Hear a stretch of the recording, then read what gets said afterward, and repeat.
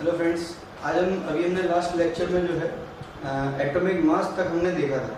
हम इसके बाद स्टार्ट करने जा रहे हैं आइसोटोप्स और आइसोबार्स। अब आइसोटोप्स के बारे में अगर हम बात करें तो दो चीज़ें जानने में बहुत जरूरी है कि इनका जो एटॉमिक नंबर होता है सेम होता है। अब आप देखिए एटॉमिक नंबर सेम है, ऐसे दो एटम है जिनका एटॉमिक नंबर सेम है।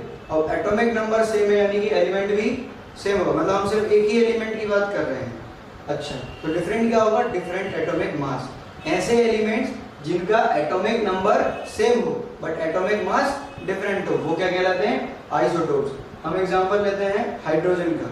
तो वन, अगर देखिए हाइड्रोजन में तीनों हाइड्रोजन ही है, तीनों का एटॉमिक नंबर 1 है, बट इनका जो एटॉमिक मास है 1H1, 1H2, 1H3, एक का 1, दूसरे का 2 और तीसरे का 3।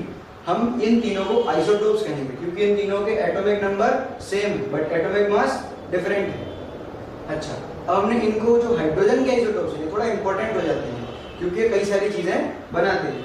हम बात करेंगे 1H1 को प्रोटियम कहते हैं, सेकंड 1H2 को ड्यूटेरियम कहते हैं। ड्यूटेरियम हाइड्रोजन से इसका एटॉमिक वेट थोड़ा ज्यादा है और ये जो ड्यूटेरियम है ये D2O बनाता है। जैसे कि H2O होता है वैसे ही D2O होता है, बट D में क्या है? एटॉमिक वेट ज्यादा है, इसीलिए अपन इसको बोलते हैं हैवी वाटर। वो होता है नॉर्मल वाटर जो H2O बनाता है, बट ये क्या है? हैवी वाटर, क्योंकि इसमें एटॉमिक मास इंक्रीज है। थर्ड होता है 1H3 जिसको हम बोलते हैं ट्राइटियम। क्लियर? फिर आते हैं अपन आइसोबार्स में। आइसोबार्स में एटॉमिक मास अब जस्ट अपोजिट है, वहां पे एटॉमिक नंबर सेम था, यहाँ पे एटॉमिक नंबर डिफरेंट हो जाएगा। तो जब एटॉमिक नंबर डिफरेंट हुआ इसका मतलब कि एलिमेंट भी चेंज हो जाएगा। तो हम देखिए, हम इसमें एटॉमिक नंबर डिफरेंट है बट एटॉमिक मास सेम होगा। देखो पोटेशियम और कैल्शियम का एग्जांपल लिया हमने। पोटेशियम में 19 और ये 20, बट एटॉमिक मास 40 और 40। अब इन दोनों में डिफरेंसेस क्या हैं तो ये देखते हैं। अगर हम बात करेंगे पोटेशियम की, तो पोटेशियम में 19, 20 और कैल्शियम का 20, 40। अच्छा, जब ये दोनों ही न्यूट्रल हैं, अगर हम पोटेशियम की बात करें यानी कि 19 ही इलेक्ट्रॉन और 19 ही प्रोटॉन। मैंने बोला है किसी भी न्यूट्रल एलिमेंट के लिए जितने इलेक्ट्रॉन उतने ही प्रोटॉन। अच्छा, तो 19 प्रोटॉन और ये क्या है इसका? सॉरी 40। एटॉमिक वेट कितना है? 40। तो एटॉमिक वेट कितना, फॉर्मूला क्या होता है? Neutron plus proton. प्रोटॉन पता चल गया हमें, 19 plus neutron is equal to कितना पता है हमें? 40। तो इसके जो न्यूट्रॉन आएंगे वो आएंगे 21। अच्छा, यहाँ पे देखें, यहाँ पे अभी न्यूट्रल है तो 20 ही इलेक्ट्रॉन और 20 ही प्रोटॉन। तो यहाँ पर एटॉमिक नंबर हम देखें 40 यहाँ पे भी है, तो 40 is equal to neutron plus proton अभी कितने हैं? 20। तो 20 रख देंगे तो न्यूट्रॉन आ जाएंगे 20। मतलब यहाँ पे आइसोटोप्स आइसोबार्स में क्या डिफरेंट होते हैं? नंबर ऑफ न्यूट्रॉन्स डिफरेंट होते हैं। प्रोटॉन इसमें 19 और इसमें 20। ये क्यों है? क्योंकि यहाँ पे दोनों ही एलिमेंट अलग अलग हैं और न्यूट्रल स्टेट में तो जितने इलेक्ट्रॉन उतने ही प्रोटॉन। क्लियर है? तो ये आइसोटोप्स और आइसोबार। अब इसमें अपन 12 तक के लेवल में जो एनसीईआरटी वहाँ पे इतनी है। अगर इससे ज्यादा भी पढ़ना चाहते हैं तो आप और भी कई सारी बुक्स होती है वहां से पढ़ सकते हैं।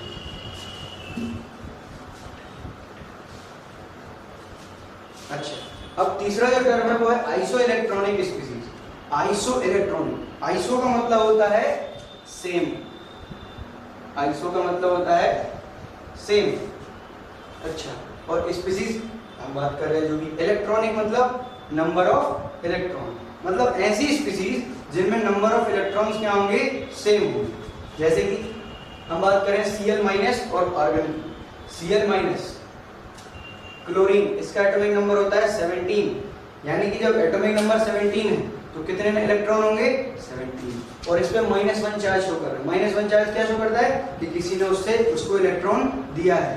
तो पहले 17 थे, अब कितना हो गया? 18। तो नंबर ऑफ इलेक्ट्रॉन कितना हो गया? 17 + 1 18। और आर्गन का एटॉमिक नंबर भी 18 होता है, मतलब इसमें पहले से ही 18 इलेक्ट्रॉन है। तो इसमें भी 18 इलेक्ट्रॉन और इसमें भी 18 इलेक्ट्रॉन। तो दोनों क्या हुए? Iso electronic species. बात करते हैं अमोनिया की। अमोनिया, नाइट्रोजन का एटॉमिक नंबर 7, तो 7 एटम ही 7 ही इलेक्ट्रॉन 7 ही प्रोटॉन। इलेक्ट्रॉन 7 हो गए। हाइड्रोजन कितने हैं? 3 हाइड्रोजन जुड़े हुए हैं तो 3 हो गए इलेक्ट्रॉन हाइड्रोजन के। तो 7 और 3 कितना हो गया? 10 हो गया। तो इसमें 10 इलेक्ट्रॉन है। हाइट H2O देखते हैं, वाटर H2, ऑक्सीजन का एटॉमिक नंबर 8 प्लस कितने हाइड्रोजन है 2, तो 8 + 2 कितना हो जाएगा 10। यानी कि अमोनिया और H2O ये कौन सी स्पीसीज है, iso electronic species. Iso electronic का मतलब ये होता है कि उनमें नंबर ऑफ इलेक्ट्रॉन्स क्या होंगे, सेम। क्लियर। अच्छा, आइसोटोप से रिलेटेड एक न्यूमेरिकल बनता है जो अच्छे लेवल का हो सकता है। तो हमें एक क्वेश्चन बनता है एवरेज एटॉमिक वेट। अच्छा, आइसोटोप्स होते क्या हैं? एलिमेंट तो एक ही है, एक ही एलिमेंट के कई सारे आइसोटोप्स होते हैं। ठीक है, तो सपोज कीजिए कहीं पे माइनिंग चल रही है, कहीं से एलिमेंट का पता चला कि हाँ यह एलिमेंट पाया जाता है। ठीक है, अब वो एलिमेंट में कि कुछ किसी का मास मान लीजिए क्लोरीन की अपन बात करें तो कुछ क्लोरीन मान लीजिए 35 है और कुछ क्लोरीन आपको 37 मिला है। वो पूरे आप यहाँ पे माइनिंग की है, आपने यहाँ पे खुदाई हुई है, जहाँ से हमें एलिमेंट प्राप्त हुआ है, तो जो जितना भी एलिमेंट मिला है उसमें क्लोरीन 35 भी है और क्लोरीन 37। एलिमेंट सेम है, एटॉमिक मास डिफरेंट, मतलब ये क्या है, आइसोटोप्स है। अच्छा, इसका वेट 35, इसका वेट 37, तो हमसे बोला कि ये आपको 3:1 में मिलता है। 3:1 मतलब अगर क्लोरीन 35 75% मिल रहा है तो क्लोरीन 37 आपको 25% भी मिलेगा। अच्छा, आपसे बोला है कि इसका एवरेज एटॉमिक वेट निकालो। एवरेज एटॉमिक वेट मतलब इन दोनों को सम करके हमें जो डिवाइड बाय 2 नहीं करना है। ठीक है, कैसे इसका फॉर्मूला है W1x1 + W2x2 / x1 + x2। अब W1 है ये पहला आइसोटोप का वेट, W2 है दूसरे आइसोटोप का वेट। अब इसका जो x1 है, x1 is percentage of first isotope. पहला जो आइसोटोप आपको मिला है वो कितने परसेंटेज में मिला है, कितने रेशियो में मिला है, ये x1 होगा। और x2 क्या होगा, जितना अपना सेकंड वाला आइसोटोप मिला है।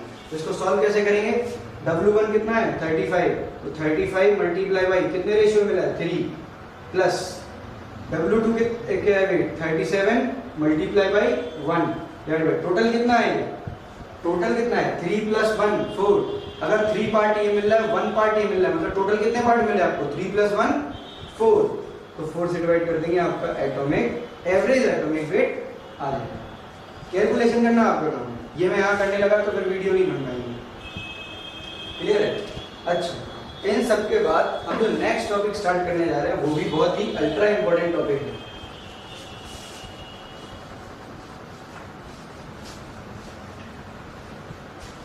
हम नेक्स्ट टॉपिक जो स्टार्ट करने जा रहे हैं वो है इलेक्ट्रोमैग्नेटिक वेव्स, EM वेव जिसको कहा जाता है इलेक्ट्रोमैग्नेटिक वेव्स। नाम से समझिए, इलेक्ट्रोमैग्नेटिक वेव और इलेक्ट्रोमैग्नेटिक रेडिएशन।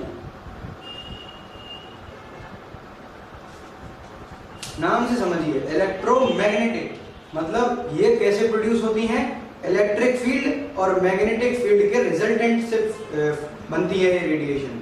आप फिजिक्स में इस टॉपिक को बहुत डिटेल पढ़ते हैं, बट यहाँ पे हमें जो कि हम केमिस्ट्री पढ़ रहे हैं तो केमिस्ट्री से अप्लाइड जो भी इस चीज़ से न्यूमेरिकल बनेंगे हम वो यहाँ पे देखेंगे। अब इलेक्ट्रोमैग्नेटिक रेडिएशन होती क्या है, दुनिया में जितना भी रेडिएशंस हैं वो सारी इलेक्ट्रोमैग्नेटिक रेडिएशंस कहलाती हैं। अब इलेक्ट्रोमैग्नेटिक रेडिएशन हम कौन सी जानते हैं, light. Light is also electromagnetic radiation, हमें उसके बारे में पढ़ना है। क्लियर। अब इलेक्ट्रोमैग्नेटिक वेव प्रोड्यूस मैंने बता दिया कैसे होती है। ठीक है, अब इनके बारे में कुछ जानकारी लेते हैं।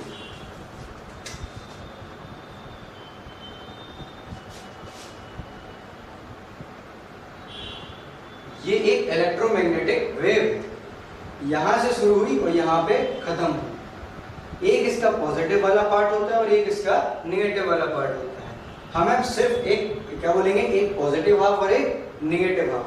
पॉजिटिव और नेगेटिव हाफ मिला के ही एक वेव बनती है, एक ऊपर और एक नीचे। ठीक है, ये ऊपर जो जाएगी या नीचे जितना जाएगी दोनों इक्वल जाएगी। जितना यहाँ पे डिस्टेंस होगी, जितनी ये डिस्टेंस होगी उतनी ही ये नीचे जाने वाली डिस्टेंस होगी। और इस वाले को हम बोलते हैं एम्पलीट्यूड। क्या बोलते हैं, एम्पलीट्यूड। जितना वेव ऊपर जाएगा वो उस वेव का क्या होगा, एम्पलीट्यूड होगा। जहां से वेव चली और जहां पे वेव रुकी, मतलब यहां से यहां तक की जो इसकी लेंथ होगी उसको बोला जाएगा वेव लेंथ। इसको हम किससे डिनोट करते हैं, लैम्डा से। क्लियर है। तो वेव लेंथ क्या है, किसी वेव की जो लेंथ है उसको वेव लेंथ कहते हैं। नेक्स्ट चीज है फ्रीक्वेंसी। क्या? फ्रीक्वेंसी। फ्रीक्वेंसी का मतलब होता है किसी एक पॉइंट से निकलने वाली वेव्स एक सेकंड में, एक पॉइंट से एक सेकंड में जितनी वेव्स पास होंगी वो उसकी फ्रीक्वेंसी कहलाएगी, वो उस वेव की फ्रीक्वेंसी कहलाएगी। क्लियर है? मैं एग्जांपल दे रहा हूँ।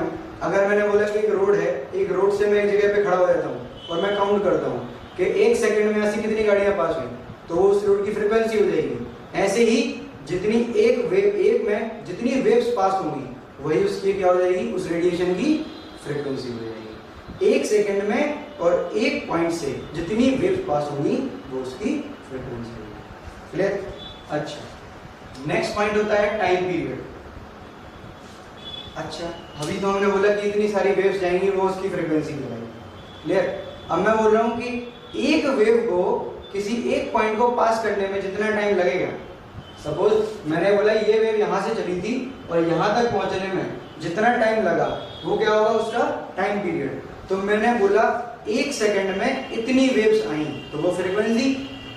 तो मैं एक वेव का टाइम पीरियड पूछूं, सपोज करो एग्जांपल देखो, आप एक रोड है, मैंने बोला एक सेकंड में 10 गाड़ियां निकली, ठीक है, एक सेकंड में 10 गाड़ियां निकली।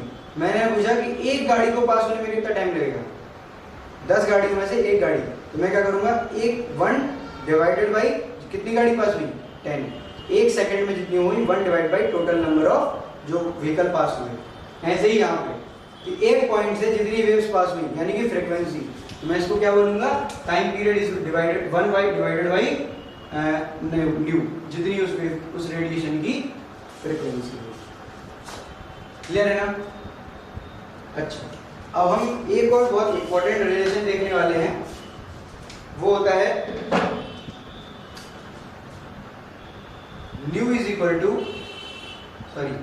New is directly proportional to inversely proportional to wavelength of radiation. मतलब किसी भी वेव की जो फ्रीक्वेंसी होगी वो उसके लैम्डा के इनवर्सली प्रोपोर्शनल होगी। क्यों होगी? अच्छा, लैम्डा मतलब वेवलेंथ, मतलब वेव की लंबाई, और फ्रीक्वेंसी मतलब कितनी वेव्स पास हो रही है। अब आप ऐसे देखिए, अगर किसी वेव की लंबाई ज़्यादा है यानी कि वेवलेंथ ज़्यादा है तो उसको पास होने में ज़्यादा टाइम लगेगा, और ज़्यादा टाइम लगेगा तो वहाँ से कम वेव पास होगी उतने ही टाइम में जितने टाइम में पहले ज़्यादा हो रही थी। तो मैंने अगर वेवलेंथ बढ़ा दी तो फ्रीक्वेंसी अपने आप कम हो जाएगी। अगर वेव की लंबाई बढ़ गई तो उसको पास होने में ज़्यादा टाइम लगेगा, जिसकी वजह से कम वेव पास होगी यानी कि उसकी फ्रीक्वेंसी कम हो जाएगी। इसीलिए इनका इनवर्स रिलेशन होता है कि अगर लैम्डा मैंने बढ़ाया तो ऑटोमेटिकली न्यू क्या हो जाएगा, कम हो जाएगा। क्लियर है? अब जब भी डायरेक्टली प्रोपोर्शनल का साइन हटाते हैं तो वहां पे कोई ना कोई कांस्टेंट आता है, तो nu is equal to C by lambda. C यहाँ पे स्पीड ऑफ लाइट है, प्रकाश की गति, स्पीड ऑफ लाइट होती है 3 × 10⁸ मीटर पर सेकेंड। इस स्पीड से लाइट ट्रेवल करती है, जो भी लाइट आप आसपास दुनिया में आसपास में देख सकते हैं। कितनी स्पीड से? 3 × 10⁻⁻⁻ मीटर पर सेकेंड। तो ये फॉर्मूला जो है ये अल्ट्रा इंपॉर्टेंट फॉर्मूला है, ये आपको हर जगह पे काम आएगा।